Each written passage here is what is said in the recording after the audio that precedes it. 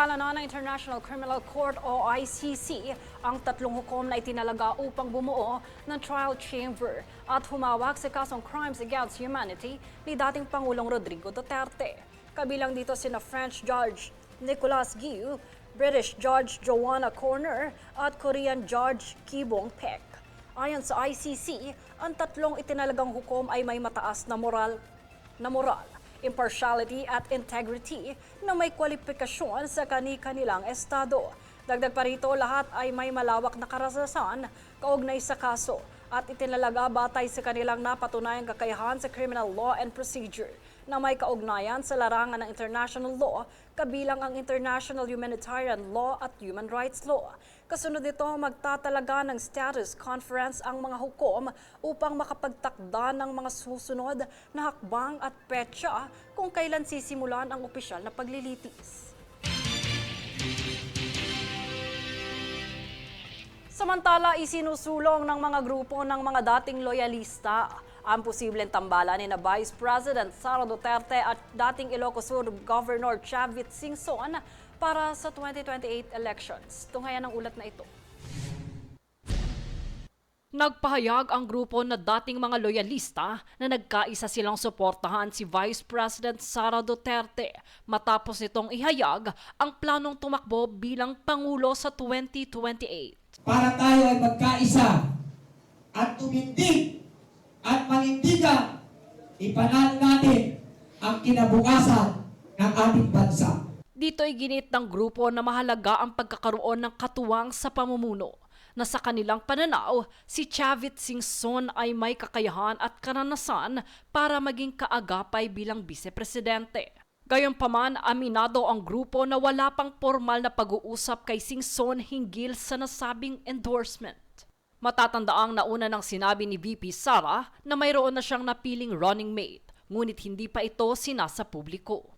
Sa ngayon, nananatiling hindi pa opisyal ang anumang tambalan para sa taong 2028. Samantala, para sa grupo, patuloy namang inaasahang lilinaw ang mga posibleng alyansa habang papalapit ang susunod na halalan. Jade Buhoy, nag-uulat para sa Golden Nation Network.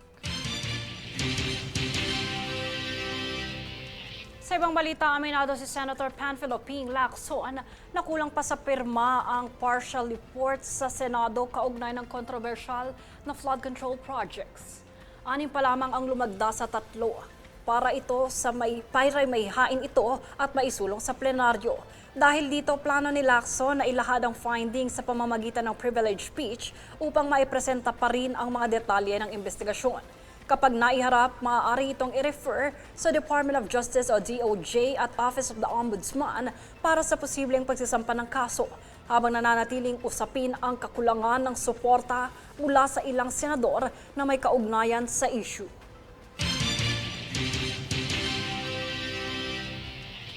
Ibinahagi naman ni Senadora Risa Ontiveros na naipasa na sa Senado ang panukalang National Autism Care Support and Inclusion Act.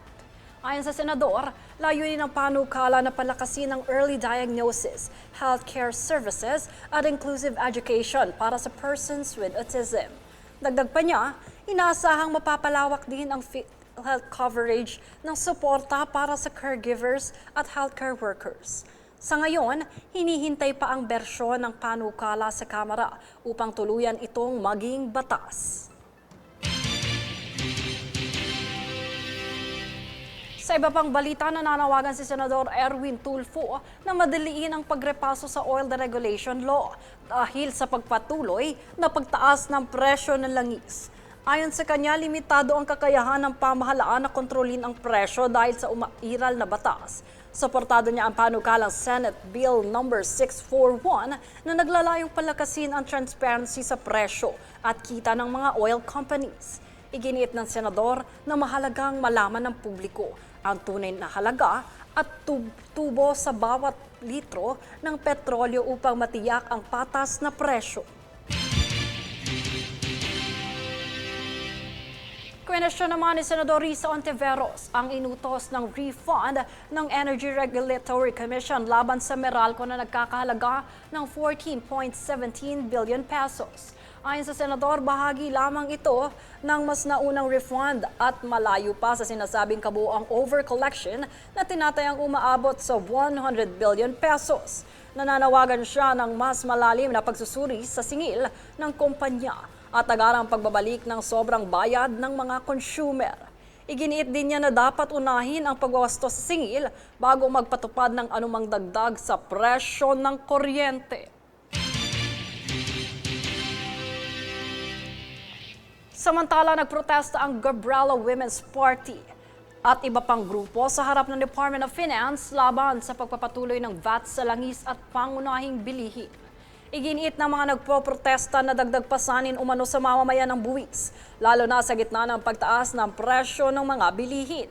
Binatikos din nila ang polisiya ng administrasyon at papel ng dating finance chief na si Ralph Recto kaugnay ng VAT. Nananawagan ng grupo na alisin ang VAT sa langis at ipasa ang mga panukalang batas na layong pababain ang presyo ng bilihin at itaas ang sahod ng mga manggagawa.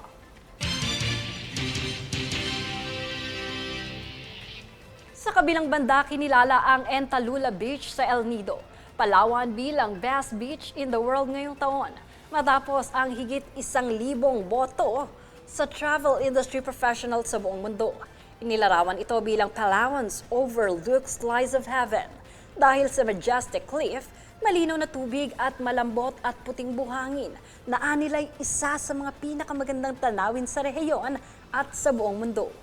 Samantala, pasok din sa world's 50 best beaches ang Kalangaman Island sa Palumpon, Leyte, matapos itong mag-rank 25. Kilala ang isla dahil sa iconic sandbar na hugis langgam o isang lokal na salita para sa ibon at maputing buhangin na pinapalibutan ng malinaw na tubig kung saan matatanaw ang nakamamanghang tanawin ng karagatan sa kahit saang direksyon.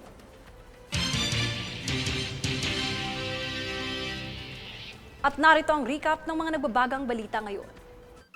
Sa ulo ng mga balita, DTI tiniyak na walang taas presyo sa mga pangunahing bilihin hanggang May 10. DOH kwinestyon sa halos 693 million pesos na halaga ng expired at pa-expire na mga gamot. Produksyon at kalakalan apektado ng kasalukuyang patong-patong na krisis sa pandaigdigang agrikultura. Unboxing ng tax record ni Vice President Sara Duterte ipinagpaliban. ICC pinangalanan ang 3 hukom sa paglilitis laban kay dating Pangulong Rodrigo Duterte. Partial flood control report kapos sa pirma sa Senado. Patas at pantay na balita, komprehensibong ulat para sa pulso ng masa. Ito ang News Foods. Yan ang pinakamainit na mga balita ngayong linggo. Manatiling nakatutok sa aming mga ulat sa aming Facebook page, facebook.com/Golden Nation Network. At mag-subscribe sa aming YouTube account, youtube.com/@Golden Nation Network. Ako si Jade Buhoy at ito ang News Force.